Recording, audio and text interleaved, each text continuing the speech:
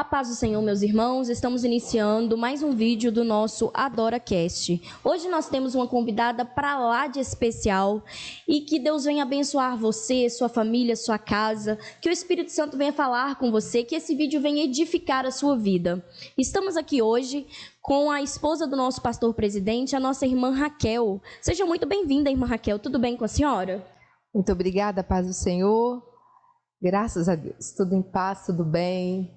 E para mim é um privilégio muito grande estar aqui junto com vocês para nós falarmos um pouquinho, né, sobre a palavra do Senhor. E obrigada pelo convite. Por nada. É uma honra tê-la conosco.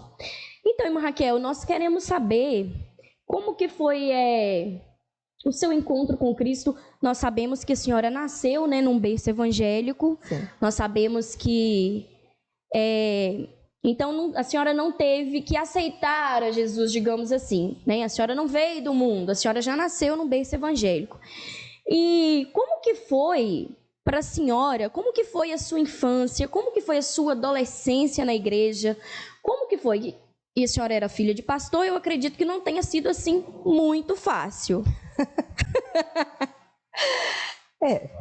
Eu fui criada, né, como você falou, eu fui criada em um berço evangélico. Eu nasci, inclusive na minha casa tem uma foto de 1900 e... me esqueço, do círculo de oração de Aimorés. E tem um bebê, e esse bebê sou eu, que estava no colo da minha mãe, na foto de círculo de oração, naquela época que as irmãs, né, quando inaugurava o círculo de oração, aí fazia aquele paredão de irmãs assim, e a minha mãe com o bebê no colo. E esse bebê sou eu. Então eu fui criada, né, desde criança. Eu sou aquela criança, né, minha mãe tinha esse cuidado, mas o meu pai, de nos levar à igreja. Sou eu, né, na minha casa sou eu, a minha irmã Silvia e o meu irmão, o Wellington, que Jesus levou. Ele tinha 15 anos e eu 13. Mas nós três fomos, a nossa infância foi, nós fomos levados à igreja, assim, todos os cultos. Não tinha, se tivesse chuva, se tivesse sol, estávamos lá. E, mesmo dormindo, né? Assistindo os cultos. Dormindo, mas estava lá. Estávamos lá. Nós éramos aquelas crianças que ia para o banheiro, chegava em casa, né, já sabe.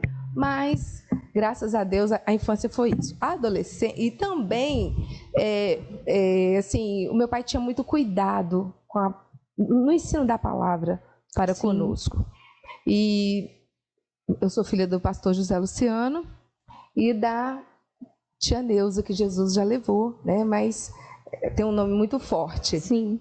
E o meu pai, eu me lembro que quando a gente era criança mesmo, assim, de 4, 5, 6 anos, ele abria no chão da nossa casa o mapa das dispensações. E esse mapa, ele era, não sei se você conhece, naquela época, ele era em o fundo branco, com seus desenhos pretos e algumas cores vermelhas. É um mapa que ele tem lá uma estátua do sonho de Daniel, acho, Daniel, né? E, enfim, porque já tem muito tempo. Tudo bem, eu entendo.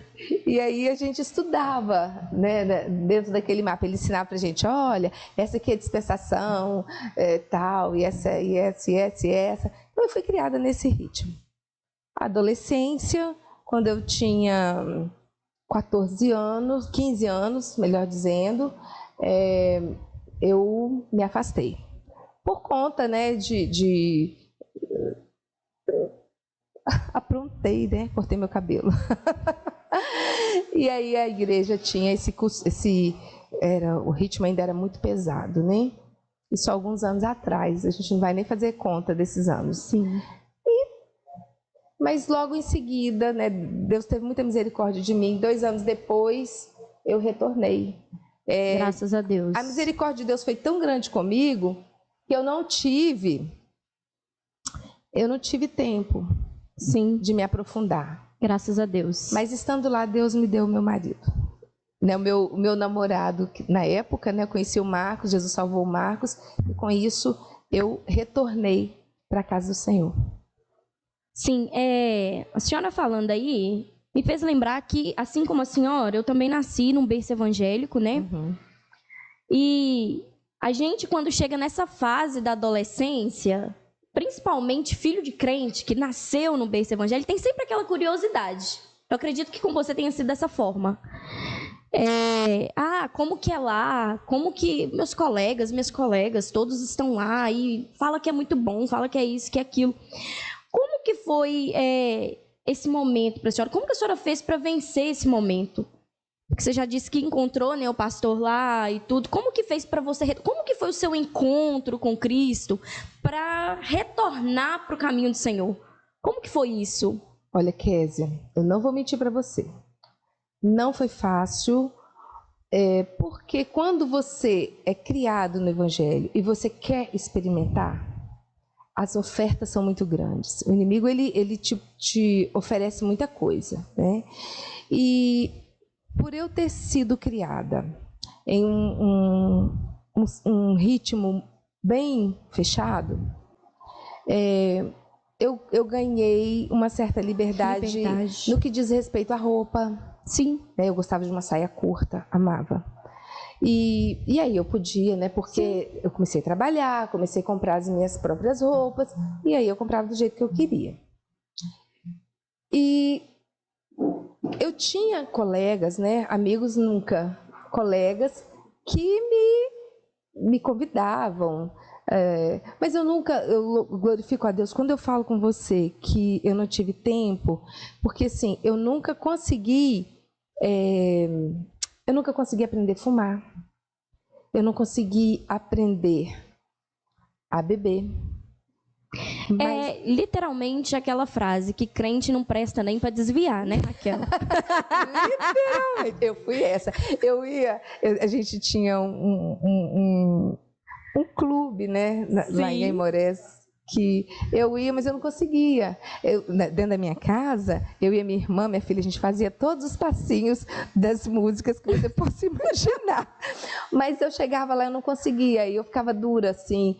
Porque o Espírito Santo de Deus, ele conversava comigo, né, assim, mesmo estando afastada, mas as orações dos meus pais tinham peso. E aí eu chegava e ficava aquele negócio assim, né? Aí, quando eu tentava me soltar, aí... E conhecedora. Então, o Espírito Santo estava ali o tempo todo. Calma aí, isso daí não é para você. Eu ficava assim, meu Deus, quantas vezes eu chegava em casa e falava assim, Senhor, eu preciso parar com isso, eu preciso voltar. Mas a carne, né? Assim, a vontade de continuar naquela situação... De continuar vivendo aquilo que eu vivia, era mais forte. E aí eu continuei nessa situação. Até que Deus começou a falar comigo. Tá, e como que foi? Foi num culto? Como que foi? Foi numa festa? Quando que foi que você teve esse encontro real com Jesus? Porque eu costumo dizer, irmã Raquel, que a gente, né, que foi... criada na igreja, nascida na igreja, a gente nunca vai entender o cristianismo até a gente ter um encontro real com Jesus. A gente nunca vai entender o que é, de fato, ter intimidade, enquanto a gente não tem um encontro real com Cristo. E como que foi isso? Como que aconteceu esse encontro? Você chorou muito? Como que foi? Foi num culto? Foi num louvor? Foi numa palavra? Conta pra gente. Késia, eu saí e teve um dia que eu trabalhava numa loja. E eu estava nessa loja, deu o horário do almoço, eu fiquei atendendo um e outro e de repente entraram 3 rapazes. Os rapazes eram assim, moreno, cabelo baixinho. E aí eu pensei assim, já sei, vou vender bastante meia e gravata, porque são crentes e assim, eles tinham naquela época um perfil de uma igreja mais rígida. E aí eu vim. E que nem era assembleia. E assim, como eu já conhecia vários, né, perfis assim, por ter sido criada, E aí um deles pegou na minha mão. Quando eu cheguei, fui atendê-lo. Ele pegou na minha mão e disse para mim assim: Deus manda te dizer que você precisa retornar. Nossa, Aí eu, foi aquele choque. mas eu fui rebelde. Porque eu fiquei, me cresceu uma ira assim, e eu pensei, esses caras vieram da roça, chegaram lá em casa, e meu pai mais a minha mãe jogaram conversa neles, e eles vieram aqui para tentar me convencer. Então, eu vou chegar em casa, era horário de almoço, eu vou chegar em casa e vou brigar com eles. Peguei, deu horário de almoço, saí, dei uma volta para ver se eu conseguia encontrar aqueles rapazes, para perguntar de onde que eles eram, não os vi. Porque quando eles saíram de dentro da loja, eu perguntei para minha colega, e essa colega minha era de uma outra denominação, e eu perguntei para ela, você viu aqueles 3 caras que estavam ali no expositor de meia e tal? E aí minha colega disse assim, não vi ninguém. E aí eu assustei. Falei, gente, eu acabei, estava só nós duas aqui, eu acabei de conversar com esses 3 rapazes. E ela falou, você está doida, você já está surtando já, você bebeu ontem, ou você bebeu hoje, como é que está a sua cabeça sua? Raquel, você não está fumando não, né? Hein, menina, você está doida? E aí eu peguei a bicicleta, naquela época, né? Sim. E saí, e fui para casa. Rodei, não encontrei esses rapazes.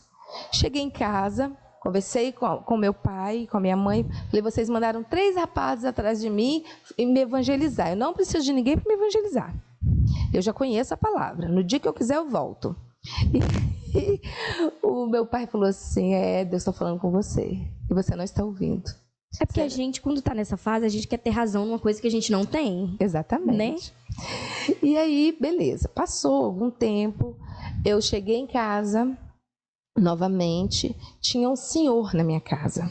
E esse senhor, naquela época, hoje acho que ainda funciona desse jeito, o trem, ele pegava de Vitória a Belo Horizonte. Me parece que ainda funciona dessa forma. E ele, quando chegou em Aimorés, ele disse assim, Deus me mandou descer aqui e procurar a casa do pastor. E eu fiquei perdido. E eu procurei a casa do pastor, que até então, o pastor era o pastor José Vieira de Souza. E ele chegou na casa do pastor José Vieira e a esposa do pastor encaminhou ele, porque o pastor não estava em casa, encaminhou ele para a nossa casa, que era próxima. Sim. E ele chegou na casa do meu pai e conversando com meu pai, ele falou, olha, eu não sei o que eu vim fazer aqui, mas Deus me mandou descer aqui. Eu estava indo para Belo Horizonte. E aí, quando eu cheguei... Ele falou comigo, eu sei porque eu vim aqui, porque Deus mandou te dizer que essa é a 2ª vez que ele fala com você. E na 3ª vez não vai ter recurso. Nossa. E ele tem um grande propósito na sua vida e tal, e aí entregou, né, o que Deus havia mandado. Quando foi e aí passou, o tempo passou, e quando foi um dia, a minha mãe fez um trabalho com o Marcos, convidou ele para ir à igreja, ele foi, e eu falei, não vou, eu não quero ir à igreja. Eu falei, não vou à igreja. Só que quando eu vi ele indo para a igreja, meu coração doeu. E aí eu falei, não, poxa vida, eu fui criada no evangelho, ele não. Então eu vou. Eu vou sim. Contra a minha vontade, mas eu vou. E eu fui. Quando eu cheguei na igreja, eu sentei no último banco e fiquei assim meio que escondendo. E eu me lembro que os hinos todos foram para desviado, volta desviado. E falei, pronto, é só vir à igreja que começa essa apelação. Era o que eu brava ainda, brava. Né? E aí eu fiquei ali, de repente Deus começou a usar o dirigente e um rapaz, o rapaz que estava pregando e o líder de jovens interpretando.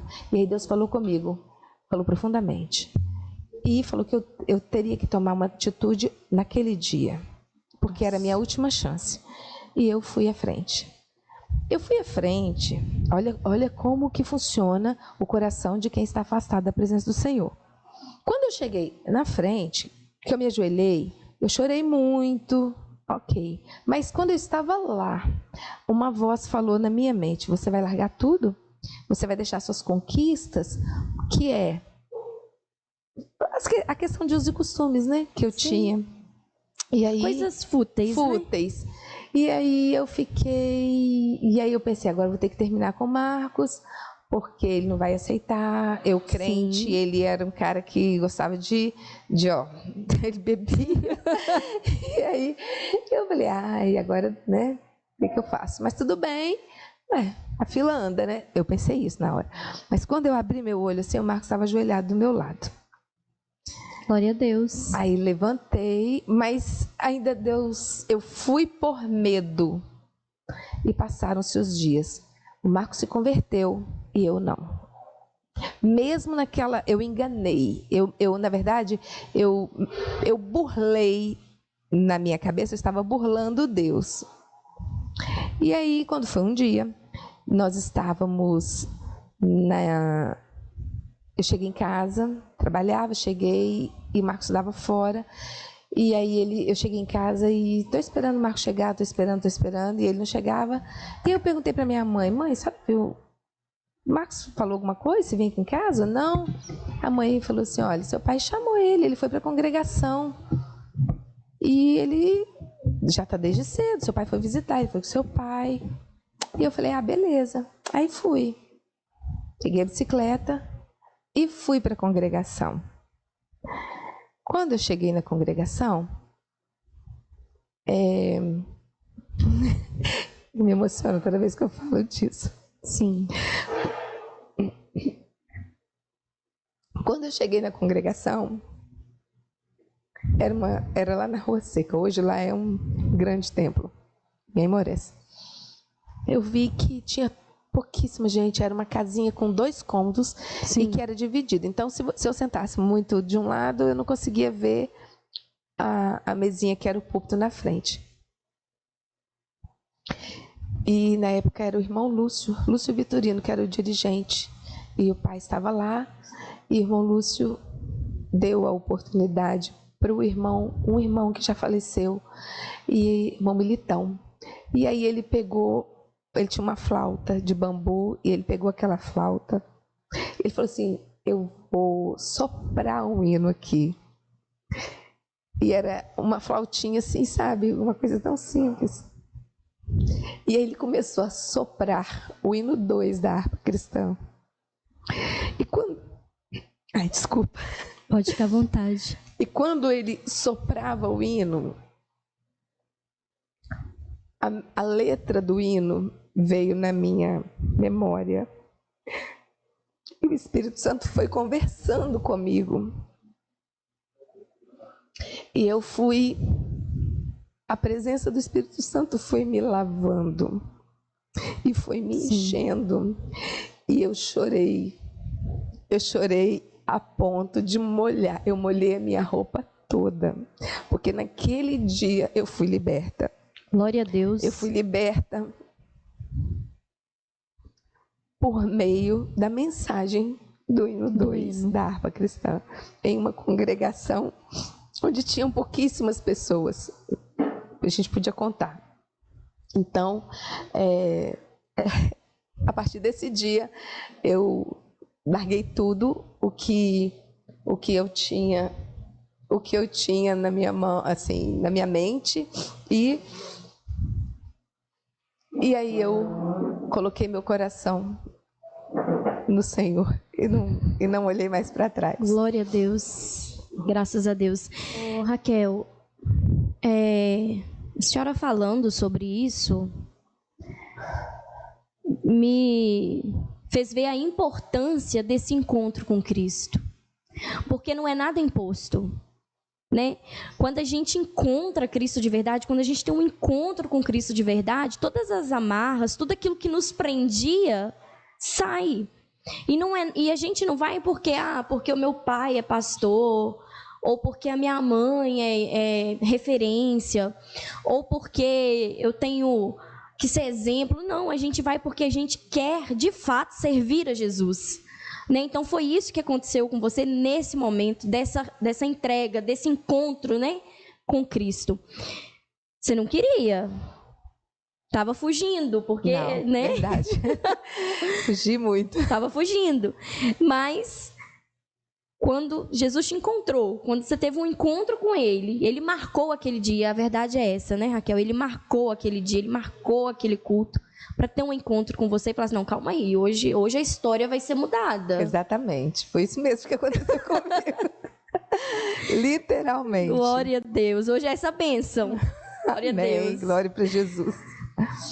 Então, e após esse encontro que a senhora teve com Cristo, e aí que começou a sua caminhada mesmo. Exatamente. Né? Foi a partir daí que você foi caminhar com força, com garra, para entender o que é de fato ser crente, ser serva de Deus. E como que foi? Quais foram os desafios? O que a senhora enfrentou até aqui, até esse momento? Quais foram as lutas, os desafios? Quais foram as dificuldades? Porque eu sei que tiveram e foram muitas.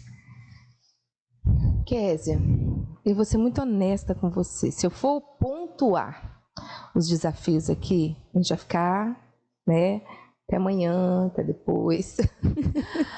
Mas para eu chegar até o dia de hoje, uma das questões que foi mais desafiadoras para mim foi aceitar a questão ministerial. Eu tive muita resistência, porque justamente por ser criada em um lar de uma família de obreiros. De obreiro, né? eu entendo. Eu sei exatamente o que a senhora pensava. Isso. Então, isso me trouxe uma certa resistência. Eu pensava, eu quero que os meus filhos sejam criados com leveza. Sim. Né? Não que... Deus me livre, né? Me entenda. Sim. Infelizmente, existe uma cobrança maior, muito maior, em cima de filhos de obreiros. Isso Sim, é fato. Isso é fato. E assim, eu ficava preocupada com isso, né? E a minha prioridade era ganhar os meus filhos para Cristo. E eu tinha muita preocupação e eu tive muita resistência. Eu entendo, Raquel, essa questão que você falou aí de ganhar os seus filhos para Cristo, isso é muito sério. Porque o que a gente tem de obreiro, que os filhos nem estão na igreja por conta dessas coisas que são dessa cobrança, não é nem o que é imposto, dessa cobrança, né? Uhum. Essa cobrança da liderança em si, dos irmãos da igreja, eu entendo. E realmente é aquilo, a gente tem que ganhar a nossa casa. Exatamente. Mas Deus, ele tem suas especificidades, eu acho que é essa palavra. E dentro disso, eu costumo dizer o seguinte, que a partir do momento que nós aceitamos a Jesus como Salvador, nos tornamos servos. E servo, o próprio nome já diz, né? É para servir. E a partir desse momento, eu vou falar uma coisa que é polêmica, tá? Mas eu penso, essa é a minha forma de pensar, Sim. que a partir do momento em que você se torna servo, você não tem mais livre-arbítrio. Não tem. Então, o livre-arbítrio é para você escolher, quer Jesus? A partir do momento que você define que você vai trilhar nos caminhos do Senhor e vai servir a Deus, acabou o você livre-arbítrio. vai fazer aquilo que Ele quer para a sua vida. Então, quando eu entendi isso, o meu maior grande desafio, ele foi enfrentado, que foi o momento em que eu abri mão da minha vida profissional, né? Daquilo que a gente crescia muito, tanto eu quanto o pastor Marcos. Nós abrimos mão de muita coisa para poder se posicionar diante de Deus da forma que Ele nos estava colocando, né? Da forma que ele desejava que nós estivéssemos. Esse foi o meu grande desafio. Foi aceitar isso, né? Aceitar isso. Porque realmente ser esposa de pastor não é fácil. Eu sei que tem seus desafios e Você pode ter aí 20, 30 anos de ministério, você sempre vai enfrentar um desafio concernente a isso. Exatamente. Né? A ser esposa de pastor e ainda pastor presidente, que o peso ainda é maior. E como que foi para você aceitar isso? Igual você falou que foi difícil. Como que foi aceitar, encarar isso assim? Não, eu vou encarar isso agora e vou rasgar as mangas e vou fazer o que Deus quer mesmo. E assim, igual você já falou, abrir mão da sua cidade, abrir mão da sua vida profissional, né? Para poder vir, inclusive, para Mutum. Como que foi isso? Como que foi isso, irmã Raquel? Como que foi aceitar esse desafio de vir para cá? Primeiramente, tem quanto tempo que vocês estão aqui? Efetivamente, tem 7 anos. Mas nós sempre estivemos ligados a Mutum por conta da minha família. Do seu pai, da sua mãe. E da minha mãe. Sim. Então, assim, eu vinha aqui basicamente a cada 15 dias, dependendo da necessidade, eu vinha todo fim de semana. Então, a gente, tanto eu quanto o pastor Marcos, a gente sempre estava aqui, né? Nós sempre estivemos aqui no Mutum. E a gente conhecia a situação, né? Assim, a situação familiar, a situação de influência que isso gerava na igreja, né? A minha mãe ficou doente, e aí, mesmo assim, eu tentava tipo assim, eu tentava colocar isso do lado esquerdo do cérebro, não tem? Quando você... Eu pensava assim, que nada, Deus ele... Deus vai fazer do jeito dele, né? Eu pensava sempre assim. E Deus sempre falava, vamos te levar para um lugar e tal, você não vai ficar aqui. E a gente era muito envolvido na igreja de Aimorés. E aí, Deus falou comigo de uma forma, falava comigo e com o pastor. Sempre isso aconteceu. Nesse momento que a gente estava assim, né, vivendo essa situação, a minha mãe teve uma recaída no câncer. E aí o câncer foi para o fígado, porque ela já havia tido câncer de mama, e aí foi para o fígado. E nós ficamos numa situação assim, bem delicada. E teve um momento em que ela viveu assim ela teve uma baixa muito grande, e aí fomos para o hospital, e lá eu conversei com Deus e falei, não é possível, a minha mãe não merece isso, minha mãe não merece passar por isso. Ela tomava os antibióticos, e o antibiótico só descia, e não fazia efeito, não tinha efeito. E aí pela madrugada eu olhei minha mãe na cama, ela estava igual uma vela, de tão branca, e assim, sofrendo por conta das medicações e tal. E eu olhei aquilo e falei, não acredito. Falei, Senhor, o senhor só pode estar querendo falar com alguém da minha família. E aí eu pensava que era com os outros, nunca comigo, né? Porque eu era poderosa. A gente custa admitir. Falei, não, eu sou tua serva, eu sou isso, sou aquilo, faço isso, faço aquilo na igreja, já trabalho. Então, deve ser que o senhor está falando com alguém. Então, o senhor fala com quem o senhor está... Fala com essa pessoa, porque a mãe não merece isso, não. Aí vim embora. No dia que eu vim embora, eu fiquei alguns dias com ela no hospital. No dia que eu vim embora, eu adormeci no carro. Quando eu acordei, eu escutei uma conversa, né, entre meu pai e uma terceira pessoa que estava no carro, e conversando sobre a obra de Deus. E o Espírito de Deus falou comigo assim, está ouvindo essa conversa? Você não me perguntou? Essa conversa era para estar sendo discutida entre o Marcos e ele. Aí eu tomei um susto, falei, o quê? Falei, Deus, eu estou surtando.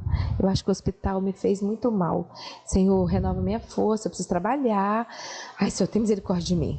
Aí fiquei e tal. Quando caminhamos, e eu estava muito cansada. Sim. Aí eu dormi de novo. Aí o carro passando por um determinado ponto, eu acordei continuo ouvindo a conversa entre os dois e Deus fala a mesma coisa comigo. Eu falei, não, eu estou variando. Não. Tô cansada, né? Tô variando aqui de sono, de cansaço. Estou muito cansada. E aí eu cheguei em casa, fiquei calada. E assim, o Marcos sempre brincava. Mas era uma brincadeira para me provocar. Ele falava assim, às vezes eu dizia assim, ai, vamos lá no Mutum? Aí ele falava assim, vamos, eu vou lá, porque você já sabe, né? Mas ele falava porque ele sabia que era a última coisa que eu queria. Desculpa, mas era estar no Mutum. Não é nem questão do Mutum, é questão mesmo da condição, que eu não aceitava aquilo. Eu não aceitava. E quando passou um tempo, durante uma semana, aquela voz falando comigo, falando, e eu pensava, meu Deus, eu não tenho mais condição. O Marcos dormia à noite e eu não conseguia dormir. Aí eu esperava ele dormir, eu levantava e ia para a sala.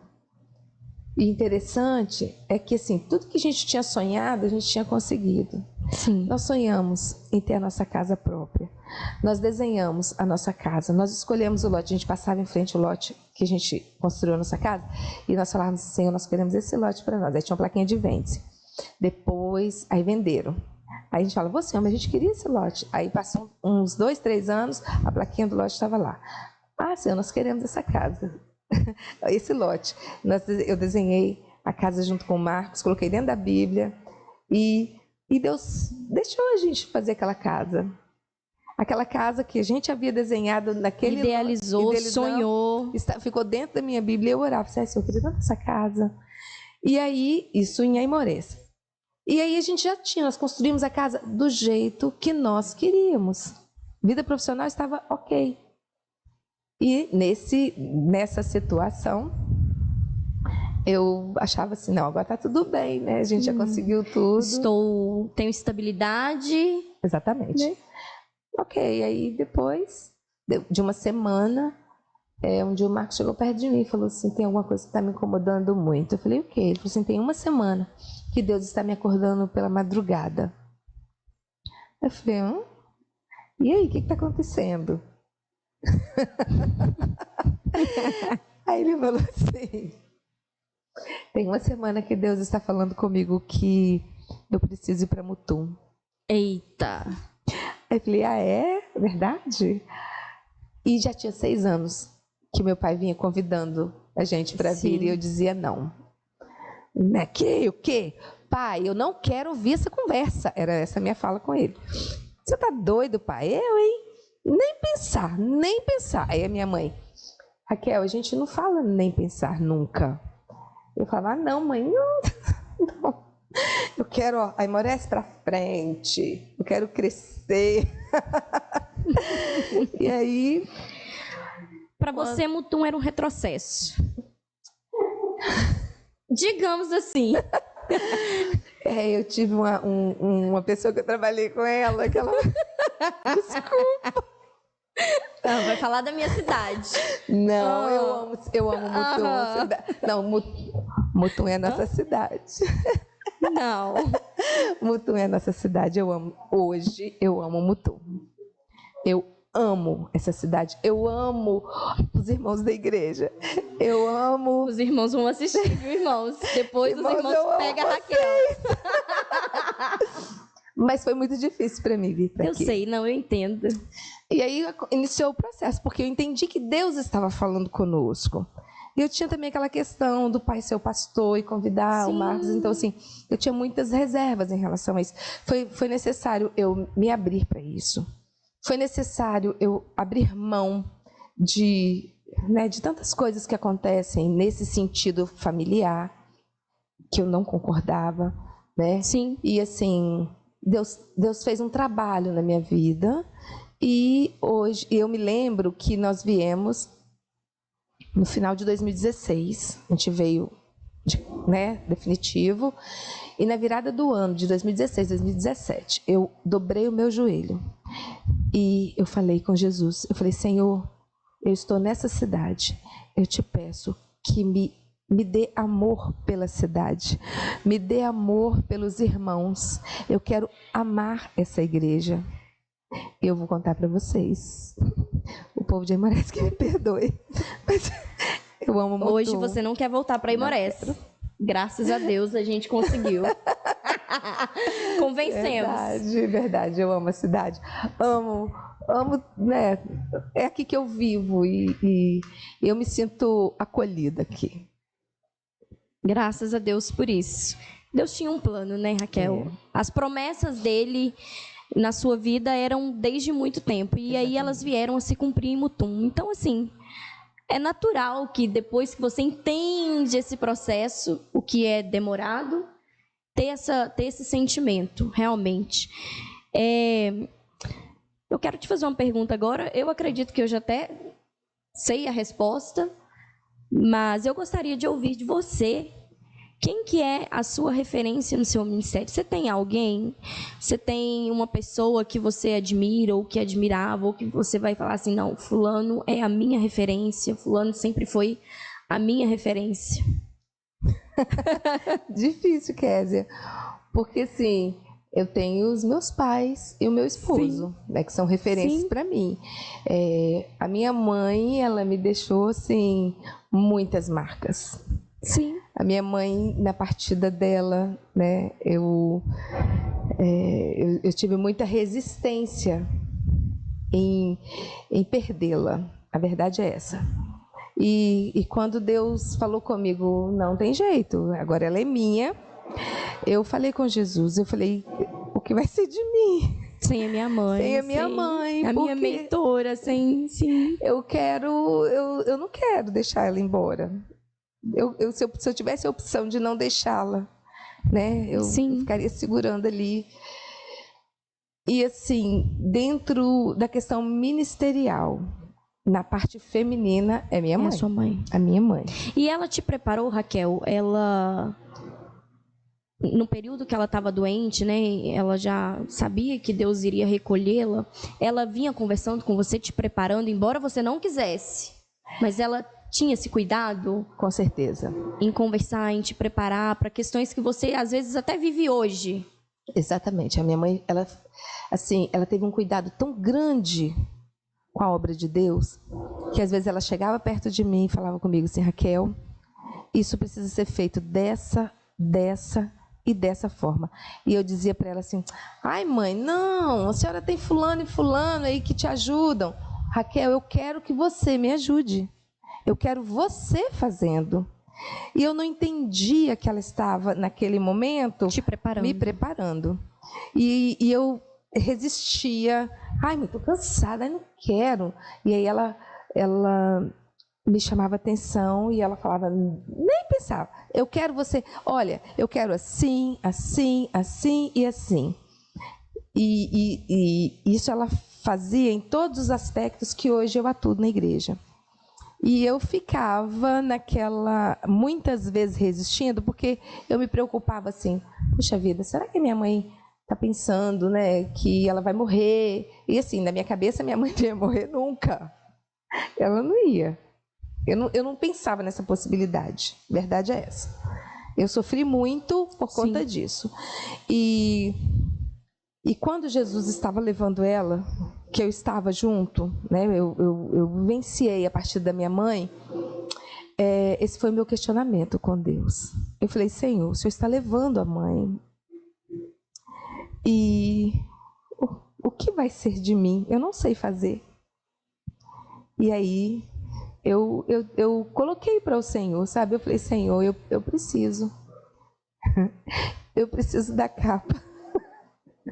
Tem misericórdia de mim. Me dá, Jesus, a capa da minha mãe. E assim, eu não considero hoje assim que eu tenha a capa da minha mãe. Porque cada indivíduo é único diante do Senhor. Sim. Mas aquilo que a minha mãe fazia, sabe? Eu tento eu tento, na medida do que eu posso, não perder a essência. Porque eu sei que Deus levantou ela aqui nessa cidade, e não só nessa cidade, né? Mas sim, por onde ela passou. Mas aqui ela deixou uma marca muito grande. Sim. E assim, eu acho que isso não pode se perder.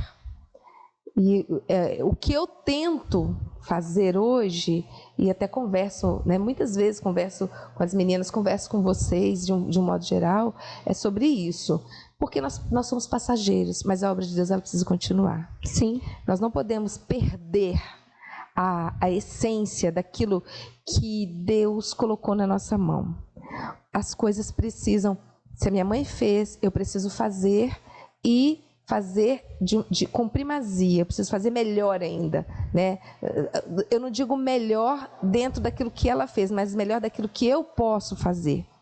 Então, se eu fazia junto com ela de uma forma, hoje eu preciso ser melhor. É nesse sentido. É porque cada um é único. Então, a minha referência é ela. A sua mãe. E o meu pai também. E o meu marido, que para mim é um grande exemplo de ministério. Graças a Deus. A senhora tem alguma experiência, uma experiência mesmo, né? Você já contou que experiências lindas, do seu encontro mesmo com Cristo, isso é uma experiência linda. Mas teve alguma experiência, alguma coisa que te marcou depois que você está no seu ministério?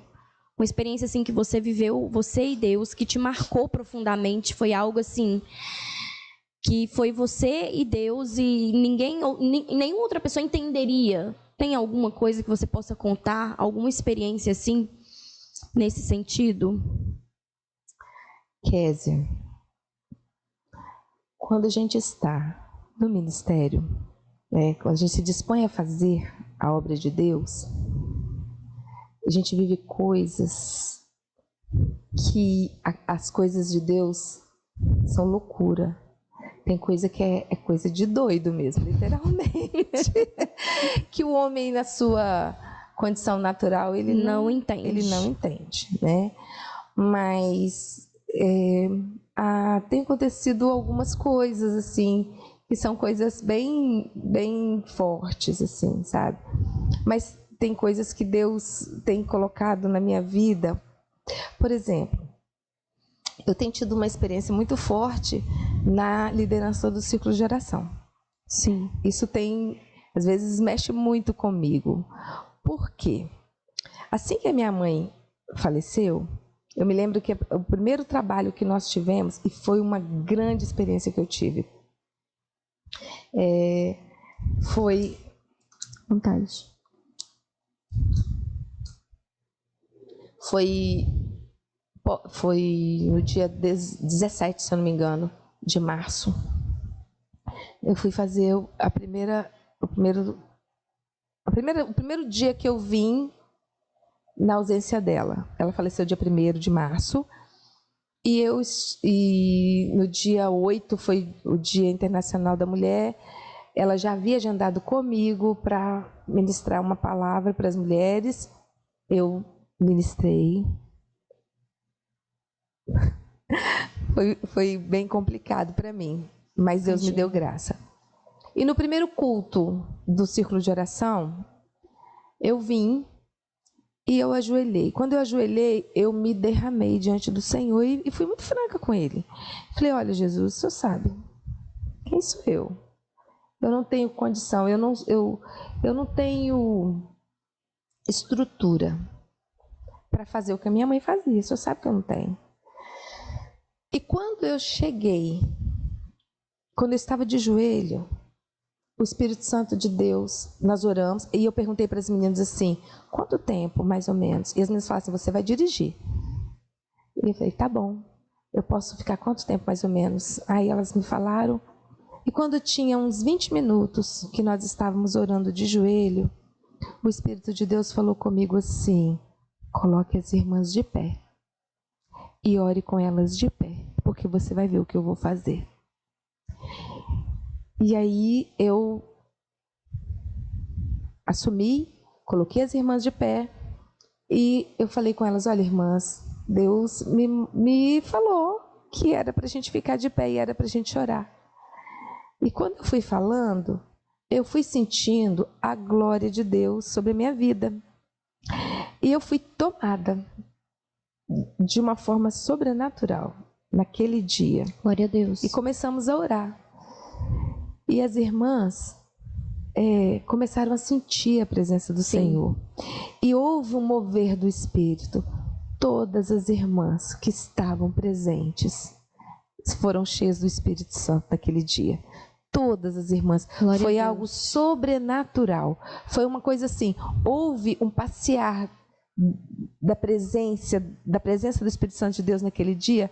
E foi, se eu usar a palavra tremendo, é pouco, porque foi algo muito grande. No dia seguinte, nós recebemos o decreto que a igreja fecharia. E nós ficamos 6 meses na pandemia com a igreja fechada. Então Deus nos abasteceu. Essa foi uma experiência que marcou assim o meu ministério dentro da questão de liderança, que foi algo assim que mexeu muito comigo. Sempre eu lembro disso, sabe? E assim, tem outras coisas também. Às vezes a gente ora, Jesus, né? A obra é de Jesus, é Ele que faz. Sim, Ele que então, faz. muita coisa, né? Algumas coisas, vamos colocar assim, algumas coisas acontecem e que são é de Deus, e é Ele que faz, a obra é dele. E Glória a Deus. E é isso. Aleluia. Como esposa de pastor, a gente sabe que exige sabedoria, né? Para você lidar com determinadas situações. Tem alguma situação que a senhora teve que encarar assim e a senhora ficou preocupada? Meu Deus, como que eu vou lidar com isso? Como que eu vou me dar? O que eu vou ter que fazer? Eu tô meio perdida. Teve alguma situação? Você já vivenciou isso? A gente vive. A gente vive sim. Eu acho que quem falar que não é porque não vive ombro a ombro. Mas sempre que acontece isso não acontece poucas vezes, sempre que acontece, eu tenho aprendido a pedir a Deus sabedoria. E esse é até um conselho que eu dou, né, para as esposas que têm seus maridos que são obreiros. Peça a Deus sabedoria, porque Deus é mestre em direcionar. Então Ele dá a direção, Ele orienta qual o caminho que se deve tomar, qual é o próximo passo. Deus, a obra é do Senhor, Kézia. E Ele direciona. Então, quando eu me deparo com esse tipo de situação, eu busco, falo, Senhor, tem misericórdia. Senhor, entra com providência, me ajuda, me direciona. Porque tem situações que a gente, pela nossa sabedoria humana, a gente nunca vai conseguir resolver, né, Raquel? Exatamente. Então, tem situações complicadíssimas. E Deus, assim, Ele dá, é na hora dele. E é da forma dele, porque é Ele que coloca a gente em situações e Ele que direciona. Sim, então, te dá estratégia para lidar com aquilo. Então, assim, quando acontece esse tipo de coisa, minha filha, você tem que estar ligada. E, Senhor, socorro Deus. E aí Ele socorre. Glória Ele é presente, Deus, né, na hora da aflição. Então, Deus é maravilhoso. Verdade. Mas para isso precisa ser espiritual, né, Raquel? Com certeza. A gente precisa orar. E assim, muitas vezes a gente se depara em algumas situações que eu estou conversando com a pessoa, ou o meu esposo está conversando com a pessoa, mas eu estou assim, Jesus, o que falar agora? Então, você precisa ser espiritual, buscar isso, porque ser espiritual é uma busca. A presença do Espírito Santo de Deus na sua vida, Kézia, ela é buscada, ela é trabalhada. Então, intimidade, você não consegue ter intimidade com a pessoa que você conversa com ela aleatoriamente. Sim. Você só tem intimidade com a pessoa quando você tem uma conduta cotidiana com ela. Sim. Então, como que eu vou recorrer? Por exemplo, você tem uma vizinha. Você precisa lá de um pouquinho de açúcar, porque chegou visita, na sua casa vai fazer um cafezinho e não tem açúcar, né? Esse é o exemplo básico. Sim. Você vai pedir um pouquinho de açúcar para quem você não tem intimidade? Você nunca conversou? Você nunca conversou? Ou você só fala bom dia, boa tarde, oi, tá.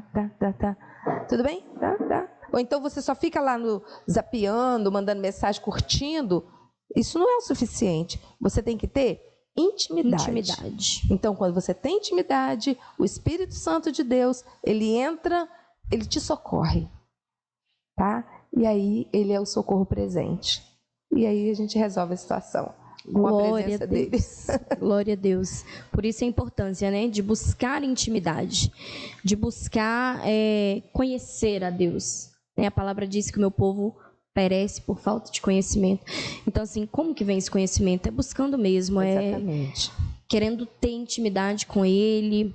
E Ele está pronto, né, Raquel? A gente é que às vezes se distancia de Deus, porque é muita coisa, são muitos afazeres. Eu não tirei um tempo hoje para ler a Bíblia, eu não tirei um tempo hoje para orar, não tirei tempo para nem falar com Deus. E aí a gente vai levando. Quando a gente vê, passou-se um mês. Passou 2 meses, passou 3 meses, e Deus está ali, ó. A gente só fala com Deus quando a gente vem nos cultos. Isso é suficiente? Não, né? Nunca. É como se tratar Deus como se trata um médico, eu só procuro quando eu estou doente. Sabia que tem muito crente que é assim? Ele se diz crente. Crente por crer. Satanás é crente, ele crê. Sim. Ele crê. Agora, intimidade é algo. É outra coisa. Intimidade é algo exclusivo e pessoal. Exatamente. Não tem como você ter intimidade. Kézia, é inadmissível a pessoa falar que tem intimidade com Deus se ele não conversa. Não tem como. Se ele começa a orar, ele se ajoelha, ou, né, quando ajoelha, ou ele senta, sei lá, e aí ele tem aquelas palavras ali. Amém. Ninguém consegue sobreviver espiritualmente na carona do outro. Isso é interessante, Raquel, porque o que a gente vê, o que a gente mais vê hoje é pessoa pegando carona na fé do outro. Exatamente. Na espiritualidade do outro, no sentido de espiritualidade que eu falo, é no sentido assim, nossa, fulano é espiritual, né? Vou colar no fulano porque aí eu sou abençoado. Quando, na verdade, não funciona assim. De jeito nenhum. Nunca. A intimidade com Deus é individual. E isso não tem discussão. Se você conversa com uma pessoa todos os dias, você tem intimidade. Mas eu não tenho tempo de ir para oração de manhã. Tá, você não tem tempo, não? Então conversa com ele no seu caminhar, no seu levantar, andando pelo caminho, sentando, levantando. Foi essa orientação que Deus deu para o povo dele lá no deserto. Viver em espírito de oração, né, Raquel? Exatamente. Quando a gente fala que a gente tem que andar no espírito, viver no espírito, viver em espírito de oração, às vezes as pessoas acham que assim, nossa, eu tenho que viver na igreja 24 horas orando, ou então eu vou entrar para o meu quarto e vou fechar a porta e vou sair só no outro dia porque eu tenho que orar.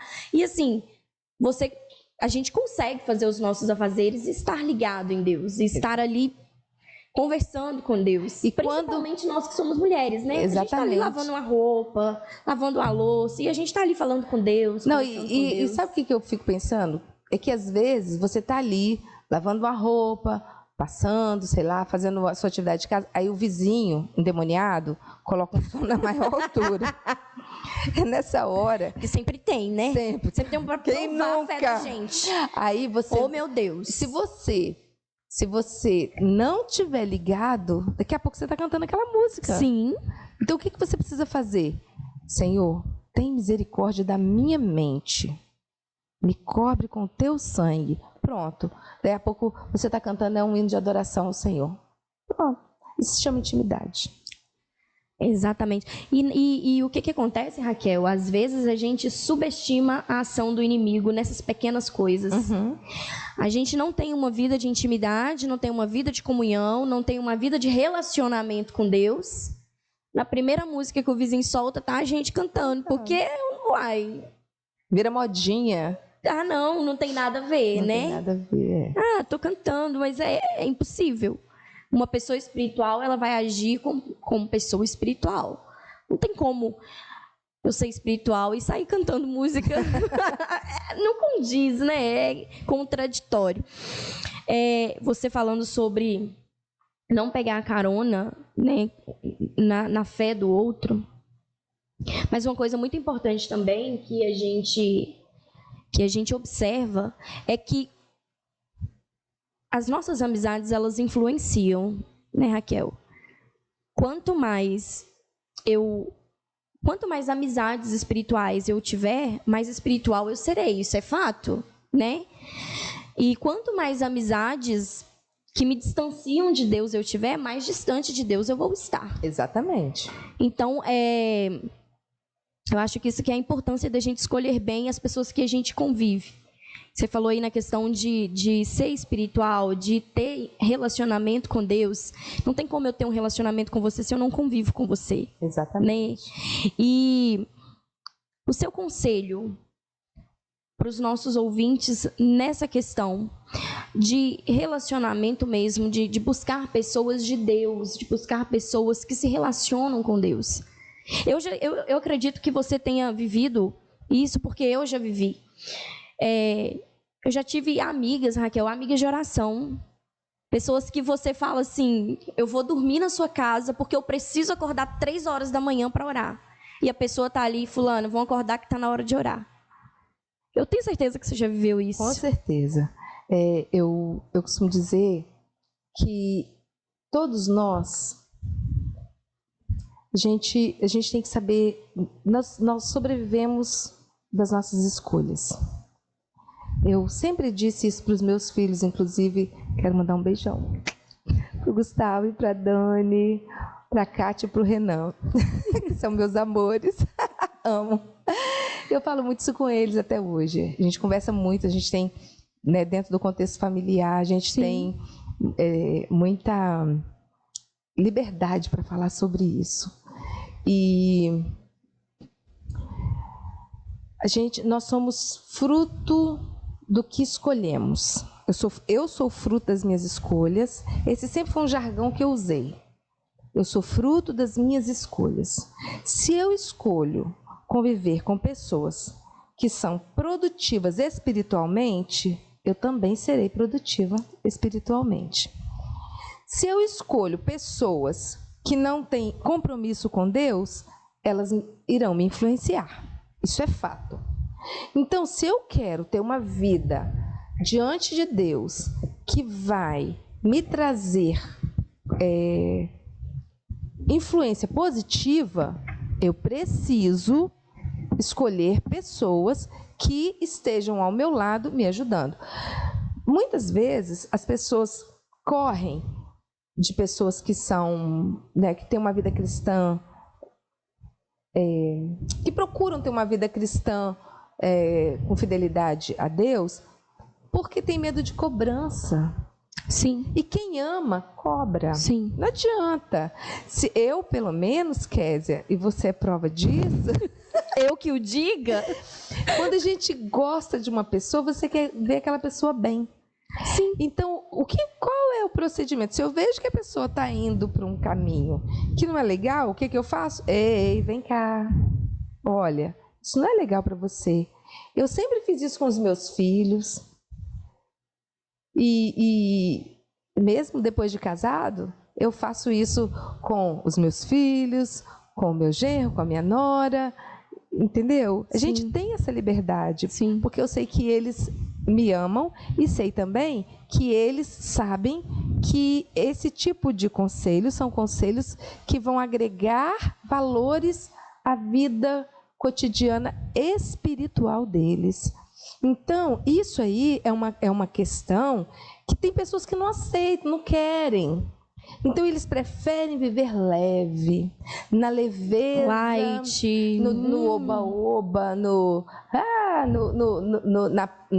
surfando na onda do outro, achando que isso vai lhe fazer bem. E não vai. Então, assim, você precisa procurar pessoas que vão te agregar coisas boas, tanto dentro do contexto espiritual quanto na sua vida, no seu dia a dia, no seu cotidiano. Então, se somos frutos das nossas escolhas, temos que escolher bem. E Deus nos dá sabedoria e conhecimento para escolhermos as coisas certas. Esse é o meu conselho.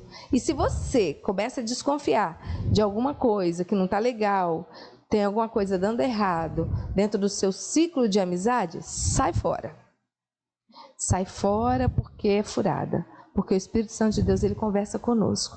E ele fala, ó, você não está legal não, tá? Isso não é bom para você, não está bacana. Então, é só você ouvir a voz de Deus. Ser sensível. Ser sensível. O que é difícil, né, Raquel? A gente a gente vê assim várias pessoas falando, mas como que eu ouço o Espírito Santo? A gente precisa ser sensível. Aí entra naquela questão da intimidade. Da intimidade. Né? A gente volta lá. Com certeza. Da intimidade com Deus. Se eu tenho intimidade, eu me torno sensível à voz. É, uma coisa leva a outra. Exatamente. Não tem como ser uma coisa e não ser a outra. Uhum. E qual que é o seu conselho para os nossos ouvintes? Seu conselho de forma geral para os nossos ouvintes? Olha, o meu conselho para cada um que está me ouvindo agora, me assistindo, que teve paciência para me ouvir, é que você nunca se afaste dos caminhos do Senhor. Porque estar na presença do Senhor é a melhor coisa que existe nessa vida. Eu tinha um cantor antigo, né? Ele ainda está vivo, mas ele já está bem de idade. Ele cantava, né? Que a melhor coisa que eu já fiz em toda a minha vida me salvou por um triz. Em aceitar Jesus, sinceramente, foi a melhor coisa que eu já fiz. Então, o meu conselho para você que está afastado, para você que está fora dos caminhos do Senhor, volte depressa. Eu tenho dito muito isso para as pessoas que se aproximam de mim, né? Inclusive pessoas da família e pessoas da família que estão me ouvindo sabem que eu estou falando para ela. Você sabe, tá, gata? Te love. Quem será, né? Você sabe que eu estou falando para você. Volta logo, irmã. Mas ela já voltou. Então, não, Deus já tem feito. Eu tenho certeza que nesse momento ela está em lágrimas.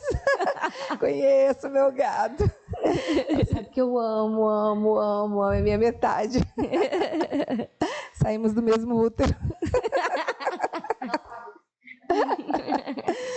Então, a melhor coisa que nós fazemos é renunciar o pecado, renunciar o mundo. Mas o que é pecado? Pecado é tudo aquilo que não agrada a Deus. Tudo aquilo que nos afasta de Deus. Tudo aquilo que nos afasta de Deus. Então, Deus, Ele é tão maravilhoso que Ele nos abraça, Ele nos acolhe, Ele nos dá chance. E o meu conselho é esse. Se você está nos caminhos do Senhor, cuide para não sair. Para não sair. E se você está fora, volta depressa. Mas volta depressa, porque Jesus está voltando. Jesus nunca esteve tão próximo de voltar como agora, né, Raquel? Nunca. A gente vê todos os sinais acontecendo, a gente vê coisas absurdas que a gente não via. Eu sou novinha, mas eu tenho 27 anos, mas você, né, já tem mais idade que eu. E assim, eu tenho certeza, não tô chamando de velha, não tô te chamando de velha. Não, mas com todo respeito, né, amiga? Mas, não, mas assim, de boa, eu tenho 53. Mas assim, porque hoje você vê coisa que você não via um tempo atrás. Deus me livre, as coisas estão muito estão extrapoladas, né? Perdeu total o limite, pudor, a moral. E verdade. Isso tudo anuncia a volta de Cristo. Isso tudo é sinal da volta de Cristo. Assim, horríveis. Dependendo do que você vê, assim, a internet hoje está tão explícita com tanta coisa. Sim. Tem coisas horríveis. A televisão, né, Raquel? Você vê que a internet a gente ainda acessa e tudo, mas você vê hoje, você tem opção. Mas e a televisão? Que está escancarado explicitamente, coisa que há um tempo atrás não podia, hoje passa em horário nobre. E sabe o que eu fico pensando? É que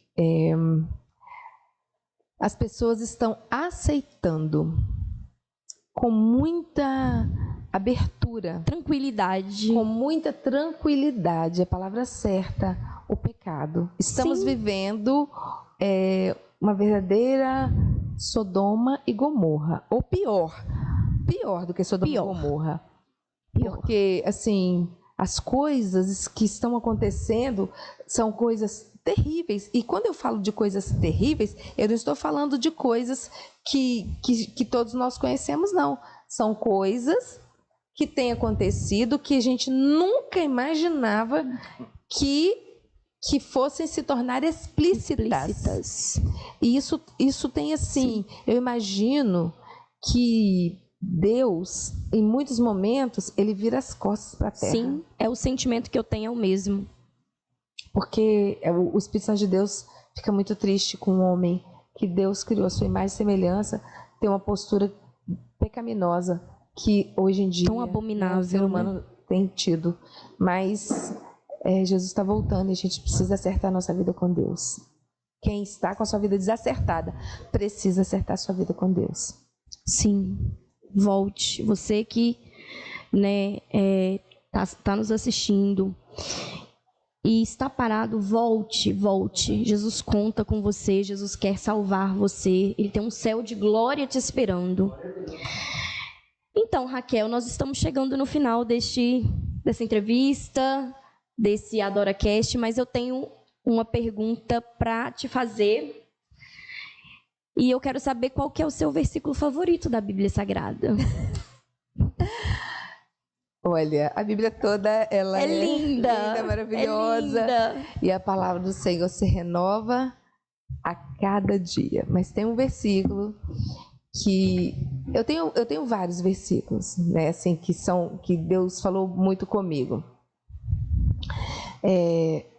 Um versículo que eu tenho de muito tempo, que eu sempre peguei ele como referência, Filipenses 4, versículo 13. Eu posso todas as coisas em Cristo que me fortalece. Eu tenho um texto também que Deus falou comigo dentro da questão de ministério, que é Josué. Josué 1, versículos 5, começa no 5 até o 9, né? E aí, só pensando esse texto, Deus fala com Josué: seja forte e corajoso. Seja forte e corajoso, não temas, porque eu estou contigo. Então, Amém. Esse texto fala muito comigo, e eu deixo esse texto para também quem está nos ouvindo. Seja forte, seja corajoso, não tenha medo. Abrace Jesus, Ele é o caminho, a verdade e a vida. Glória a Deus. Estamos chegando no final desse vídeo. Que Deus venha abençoar você, sua casa, sua família. Queremos agradecer ao nosso patrocinador, Rede Anacleto, em especial o posto de Mutum. Que Deus venha abençoar vocês, funcionários. Queremos agradecer, Raquel, por ter aceitado o nosso convite, estar aqui conosco, ter disponibilidade de estar aqui, né, nesse tempo. Mas foi um tempo precioso para nós. Eu tenho certeza que para os nossos irmãos que estão nos ouvindo também.